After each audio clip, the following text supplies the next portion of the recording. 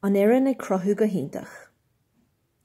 Lá amháin tháinig mise agus mo cara Liam póster ar an bhalla in aice leis an phríomhgóras. Bhí an scoil ag géirí imreoirí nua iomaine. Thocraí muid ar chriail a bhainteas.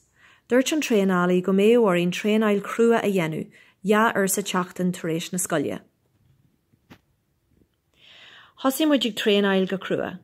Díorí muid níos fearr. Bhí an tréanálaí ionta sásta linn. Dúirt sé go raibh muid ag obair go maith an bhliain ar fad. Faoi dhearradh tháinig an lá mór agus thóg bosanna na daltaí go dtí an cluiche ar a dó a chlog. Win Colliste Óan an Craobh.